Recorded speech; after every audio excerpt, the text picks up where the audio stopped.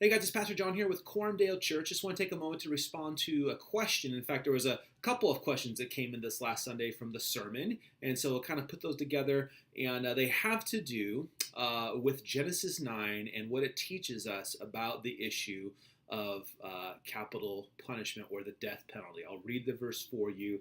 It is in, Genesis 9, verse 6, and it says, "Whoever sheds the blood of man, by man shall his blood be shed, for God made man in his own image." So as we think about the context of what's going on here, in chapter 4, we see the violence of Cain. It evolves, it progresses into the violence of Lamech. It gets all to the point in Genesis 6 where violence is now a widespread issue. And so through the ark, we have this kingdom that God is preserving. The earth and the flood is going through a baptism of sorts where there was a death and a resurrection and a cleansing, and now Noah is being brought into this new creation, if you will, as another Adam. And as God establishes law, he is, in a sense, responding to the violence of humanity and saying, because people are made in the image of God, that if you take someone else's life, not an accidental taking, but if you pour out vengeance, if you act in violence towards the innocent, that you forfeit your own life, because all human life is made in the image of God, and an act of violence against an individual is an act of violence against an innocent individual is an act of violence against God. And so the question that came in from a couple of people was, what do we do about soldiers? What do we do about soldiers that are in war, that have weapons, that are clearly taking the life of other people? How do we reconcile that? Is that sin? Is it always sin? What do we do? And that's not just a theoretical thing, but we have soldiers in our church. We live in a community and where there's a number of people who are part of our military. So this is both a theological question and a very practical question. So I want to address it in the simplest way. And I think the answer is actually present in the text if we think rationally about it. So when God says that whoever sheds the blood of a man, by man shall his blood be shed, we have to realize that the person who takes the life of an innocent person, that person deserves the death penalty. The individual or the group that carries out the death penalty then cannot be guilty of the same crime. If the people carrying out the sentence upon the murderer are themselves guilty of murder, then the next person murders them, and it just keeps going on and on and on. Clearly, there's a distinction between the person who commits murder and the person who is entrusted with the work of carrying out the sentence or the death sentence for that murder. So there is a distinction being made there, and that distinction comes to clarity in Romans chapter 13, where Paul talks about the state, the government bearing the sword as a deterrent from evil. And he goes on to say that if you do good, then there's nothing to fear.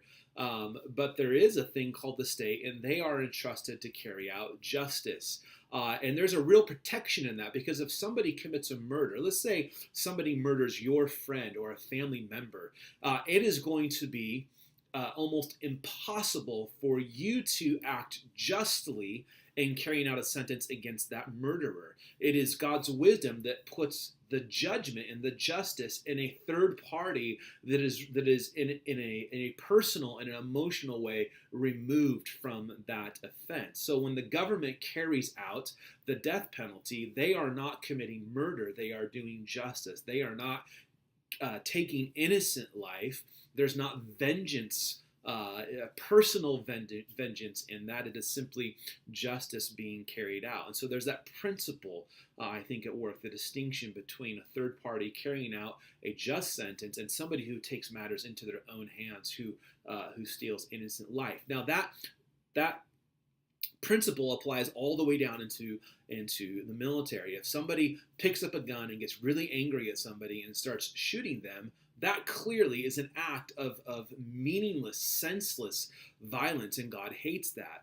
That's not the same thing as militaries going to war under the direction of leaders and governments. And Romans 13 is going to tell us that those governments are put in place by God because there is no authority apart from him. So when a soldier goes to war, that soldier is not taking out a personal vendetta against somebody. That soldier isn't even acting on their own account. That soldier is submitted to a governing authority and is carrying out actions that have been handed down to them. That's very different than somebody who gets angry at their neighbor and decides to take their life. Now, there is one exception that I think I would make, and I think it's just to clarify. A soldier, as such, does not have a license to kill indiscriminately. So a soldier could be sent into war. It could be a just war. They could be carrying out their orders that are given to them by their government. But if that soldier violates orders and takes the life of, let's say, somebody who's not in the military, somebody who's not at war, if they take a civilian life, if they take matters into their own hands, then that can, in a very real sense, I think, be a case of murder, because they're not functioning within their in the role that the government has prescribed to them. They are actually violating that role and doing something else. So when a soldier is involved in war with other soldiers, there's a just cause for war.